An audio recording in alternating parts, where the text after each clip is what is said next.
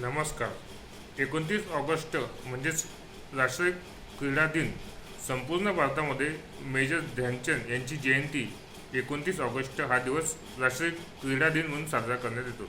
तर आजच्या व्हिडिओच्याबद्दल आपण मेजर ध्यानचंद यांच्या कारकिर्दीचा आढावा घेणारा हा व्हिडिओचा मुख्य विषय आहे. चॅनलला जर पहिल्यांदाच आला तर चॅनल लाईक करा, सबस्क्राईब करा. व्हिडिओ आवडला जास्त विद्यार्थ्यांपर्यंत शेअर करा. तसेच व्हिडिओ स्किप न करता व्हिडिओ शेवटपर्यंत नक्कीच बघा. मेजर ध्यानचंद यांची जयंती म्हणजेच राष्ट्रीय क्रीडा दिन. मेजर ध्यानचंद यांचा जन्म 29 ऑगस्ट 1905 रोजी झालेला. त्यांचं जन्मस्थळ आहे प्रयागराज, अलाहाबाद, उत्तर प्रदेश राज्यात. त्यांचे टोपण नाव हॉकीचे जादूगार म्हणून ते ओळखले जात होते. त्यांनी आपल्या कारकिर्दीमध्ये 1000हून अधिक गोल केलेले आहेत.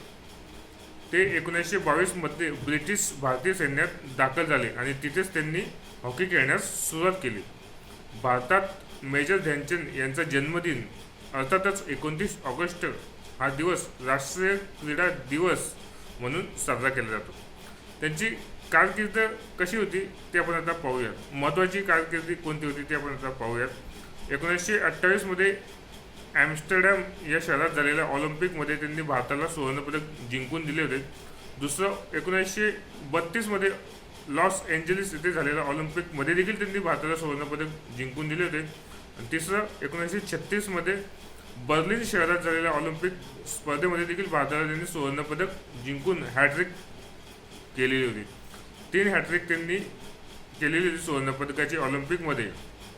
बर्लिन ऑलिम्पिकमध्ये म्हणजे 1936 मध्ये झालेल्या बर्लिन शहरात ऑलिम्पिक स्पर्धेत त्यांनी भारतीय संघाचं नेतृत्व देखील केलेलं होतं. म्हणजे असे हे हॉकीतील जादूगर म्हणून ओळखले जाणारे मेजर ध्यानचंद यांची खेळाची पद्धत अत्यंत विलक्षण होती. चेंडूवरती ताबा आल्यावरती ते सहजासहजी चेंडूवरचा ताबा सोडत नव्हते.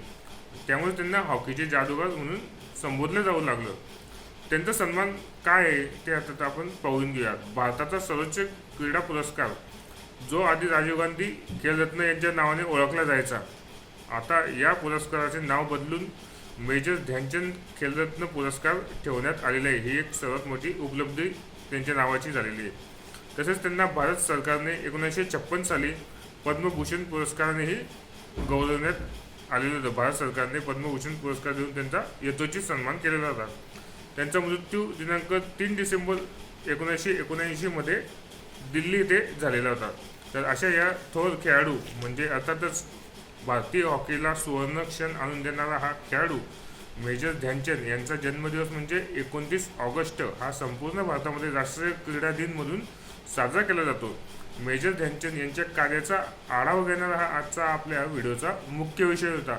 स्पर्धा परीक्षेची तयारी करणाऱ्या विद्यार्थ्यांसाठी एखादा प्रश्न विचारला जाऊ शकतो. भारतामध्ये राष्ट्रीय क्रीडा दिन कधी साजरा केला जातो तर तो 29 ऑगस्ट रोजी साजरा केला जातो. तो कोणाच्या मेजर ध्यानचंद यांच्या जयंतीनिमित्त राष्ट्रीय क्रीडा दिन 29 ऑगस्टला साजरा केला जाऊ शकतो. तर ऑलिम्पिकमध्ये सुवर्णपदक ते खेळत असताना किती आले होते म्हणजेच सलग 3 ऑलिम्पिकमध्ये त्यांनी भारताला सुवर्णपदक जिंकून देण्यात त्यांचा सिंहाचा वाटा होता. त्याचप्रमाणे 1936 मध्ये जे ऑलिम्पिक भरलं होतं बर्लिन शहरात, त्या ऑलिम्पिकमध्ये भारतीय हॉकी संघाचं कर्णधार म्हणून त्यांची निवड झाली होती. त्यावेळेस त्यांनी सुवर्णपदक जिंकून दिलं होतं. म्हणजे हॉकीमध्ये सुवर्णपदक जिंकणं त्या काळात देखील सोपं नव्हतं. पण हा खेळाडू अत्यंत विलक्षण खेळाडू होता. हॉकीचा जादूगार असं त्यांचं टोपण नाव आहे. 1928 मधलं ॲम्स्टरडॅम येथे झालेल्या ऑलिम्पिकमध्ये सुवर्णपदक, 1932 मध्ये झालेल्या लॉस एंजेलिस ऑलिम्पिकमध्ये सुवर्णपदक आणि तिसरं बर्लिन शहरात 1936 मध्ये झालेल्या ऑलिम्पिकमध्ये सुवर्णपदक. या तिन्ही सुवर्णपदक जिंकण्यामध्ये त्यांचा सिंहाचा वाटा होता. हॅट्रिक सुवर्णपदक त्या काळात कुठल्याही संघाने केलेली नव्हती. मेजर ध्यानचंद यांच्या खेळाप्रती असलेले विलक्षण खेळ, चेंडूवरती त्यांची पकड आणि गोल करण्याची त्यांची क्षमता, या सर्व गोष्टींचा आढावा म्हणजेच अत्यंत हॉकीचा जादूगार म्हणून त्यांचं नाव पूर्ण भारतामध्ये प्रसिद्ध आहे.